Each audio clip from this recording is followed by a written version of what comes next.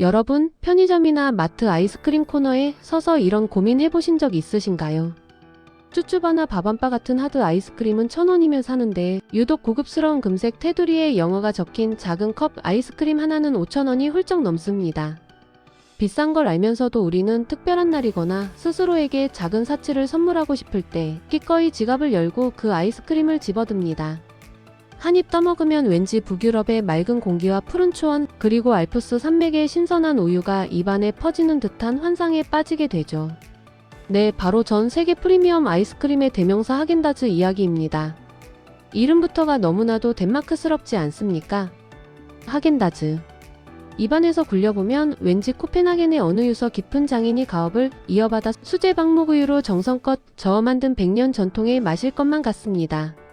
그런데 만약 여러분이 수십 년 동안 믿어왔던 이 우아한 북유럽의 환상이 사실은 뉴욕의 뒷골목에서 만들어진 100% 가짜이자 완벽한 사기극이었다고 한다면 믿으시겠습니까? 오늘은 우리가 철석같이 믿고 비싼 돈을 지불했던 프리미엄 브랜드의 충격적인 실체와 전 세계 소비자를 완벽하게 속여넘긴 비즈니스 역사상 가장 천재적인 마케팅 기만술에 대해 이야기해 보려고 합니다. 이 영상을 끝까지 보시고 나면 당장 냉장고 문을 열고 하겐다즈 통을 다시 한번 노려보게 되실 겁니다. 이야기는 1920년대 미국 뉴욕의 브롱크스 빈민가에서 시작됩니다. 덴마크의 푸른 초원과는 아무런 상관이 없는 매연과 먼지가 펄펄 날리는 미국의 대도시였죠. 이곳에는 폴란드에서 미국으로 건너온 유대인 이민자 가족이 살고 있었습니다. 그중 루벤 마투스라는 청년은 홀어머니를 도와 마차에 레몬맛 얼음과자를 싣고 다니며 뉴욕의 거리를 누비던 흙수저 중의 흙수저였습니다. 그는 30년이 넘는 세월 동안 아이스크림 장사에 인생을 바쳤습니다. 길거리 마차에서 시작해 작은 공장을 세우고 가족들과 함께 밤낮 없이 아이스크림을 만들어 팔았죠. 그런데 1950년대가 되자 미국의 아이스크림 시장에 거대한 지각 변동이 일어납니다. 대형 슈퍼마켓 체인점들이 등장하면서 아이스크림 회사들에게 엄청난 납품 단가 인하를 압박하기 시작한 겁니다. 살아남기 위해 대형 아이스크림 제조사들은 원가를 줄이는 꼼수를 부리기 시작했습니다. 아이스크림에 진짜 우유 대신 값싼 식물성 유지와 인공향료를 잔뜩 들이부었죠. 그리고 가장 결정적인 속임수, 바로 공기 펌프질을 시작했습니다. 아이스크림 제조 과정에서 기계를 고속으로 돌려 공기를 무지막지하게 집어넣으면 적은 원료로도 아이스크림의 부피를 2배, 3배로 부풀릴 수 있었기 때문입니다. 소비자들은 통이 크니까 싼 맛에 샀지만 사실 그들이 돈을 주고 산 건 절반이 공기였습니다. 이 진흙탕 같은 치킨 게임 속에서 작은 공장을 운영하던 루벤 마투스는 절망했습니다.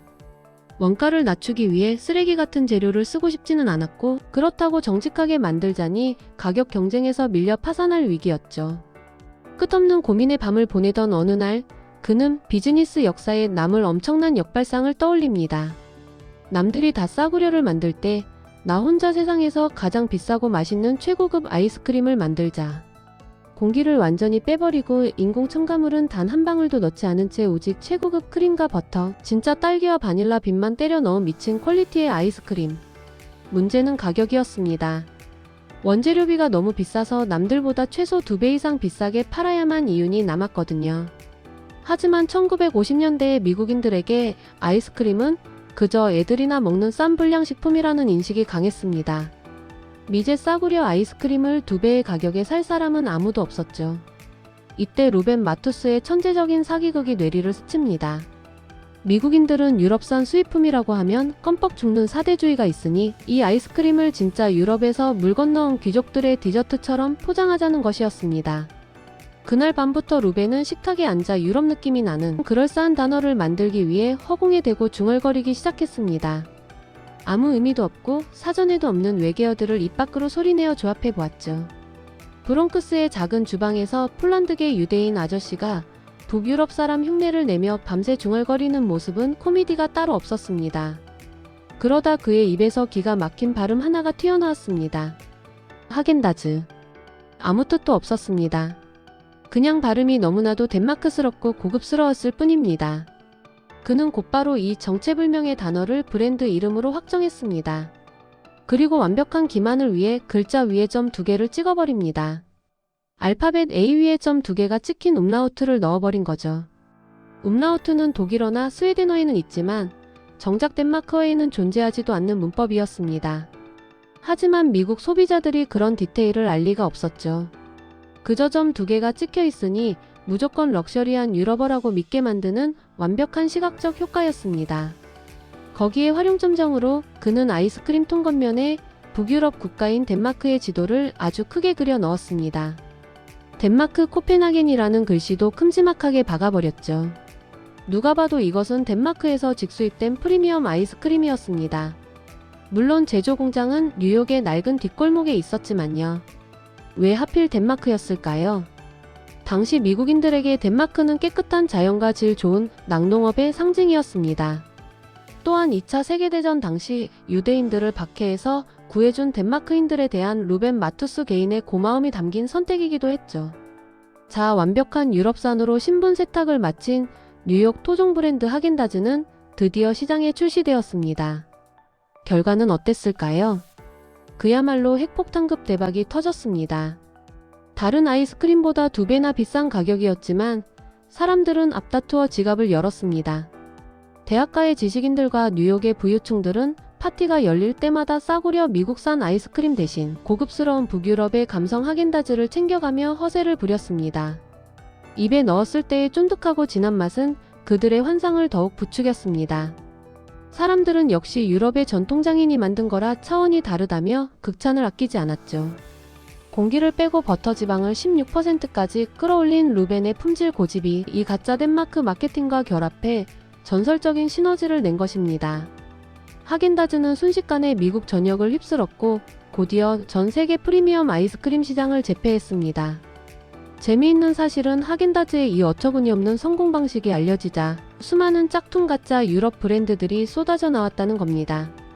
그중 가장 골치 아팠던 라이벌이 프루센 글라제라는 브랜드였습니다.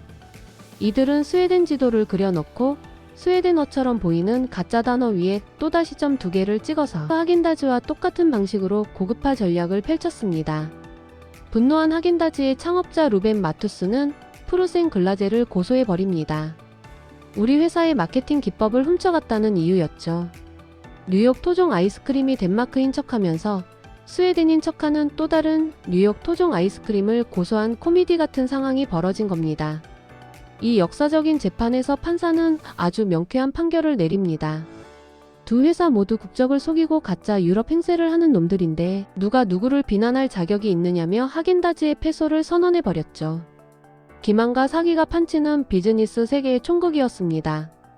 경영학에서는 이런 현상을 외국인 브랜딩 또는 원산지 효과라고 부릅니다. 제품의 실제 품질보다 그 제품이 어느 나라에서 왔는지에 대한 고정관념이 소비자의 지갑을 열게 만든다는 심리학적 속임수죠. 놀랍게도 우리가 일상에서 접하는 수많은 브랜드들이 지금 이 순간에도 하겐다즈와 똑같은 방식으로 우리를 속이고 있습니다. 영국 거리를 걷다 보면 일본어로 극도건조라고 쓰인 옷을 입고 다니는 사람들을 엄청나게 많이 볼 수 있습니다. 바로 슈퍼드라이라는 패션 브랜드입니다. 옷 디자인부터 상표까지 온통 일본어로 도배되어 있어서 전 세계인들이 일본 브랜드라고 철석같이 믿고 있죠. 하지만 이 브랜드는 일본과 아무런 상관이 없습니다. 영국인 2명이 일본 도쿄로 여행을 갔다가 일본어의 시각적인 모양이 왠지 모르게 힙하고 멋있어 보인다는 이유만으로 구글 번역기를 돌려 아무렇게나 만든 영국의 토종 브랜드입니다. 일본 사람들은 그 옷에 적힌 엉터리 일본어를 보고 비웃지만 정작 유럽 사람들은 그게 동양의 신비로운 감성인 줄 알고 열광하며 엄청난 돈을 쓰고 있죠.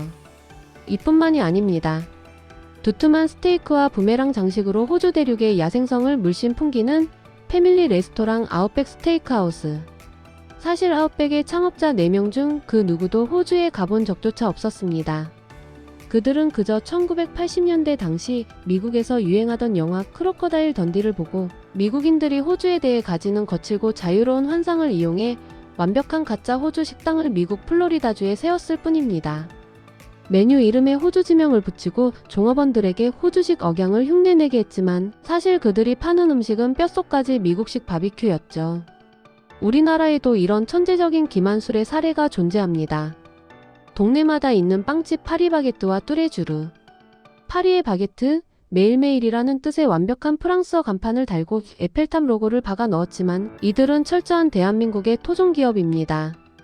프랑스 사람들은 자기네 나라 빵보다 더 쫄깃하고 달콤하게 개량된 한국식 빵을 먹으며 이 낯선 프랑스어 간판에 고개를 갸우뚱하곤 하죠. 자, 다시 처음의 질문으로 돌아가 보겠습니다. 브롱크스 빈민가에서 태어난 폴란드 이민자가 덴마크 지도를 그려놓고 알 수 없는 외계어의 점 2개를 찍어 비싸게 팔아먹은 이 행위. 우리는 이것을 악랄한 대국민 사기극이라고 불러야 할까요? 아니면 인간의 심리를 꿰뚫은 비즈니스 예술이라고 불러야 할까요? 분명한 것은 루벤 마투스가 포장지만 번지르르하게 꾸미고 쓰레기 같은 아이스크림을 팔았다면 하긴다즈는 1년도 안 돼서 망했을 거라는 사실입니다. 그가 만든 가짜 덴마크어는 소비자가 제품을 한번 먹어보게 만드는 완벽한 미끼였고 진짜 기적을 만든 건 타협하지 않았던 아이스크림의 압도적인 맛 그 자체였습니다. 아무리 그럴싸한 거짓말과 마케팅으로 소비자를 속일지라도 결국 마지막에 소비자의 혀끝에 닿는 품질마저 속일 수는 없었던 것이죠. 오늘 여러분이 사랑하는 브랜드의 국적은 진짜입니까? 아니면 누군가의 식탁 위에서 만들어진 달콤한 환상입니까? 비즈니스의 세계는 우리가 아는 것보다 훨씬 더 교묘하고 흥미롭습니다. 오늘 영상이 여러분의 상식을 유쾌하게 깨뜨렸기를 바랍니다. 다음번에도 교과서에는 절대 나오지 않는 기업들이 필사적으로 숨기고 싶어하는 더 기막히고 발칙한 비즈니스 뒷이야기로 찾아오겠습니다. 감사합니다.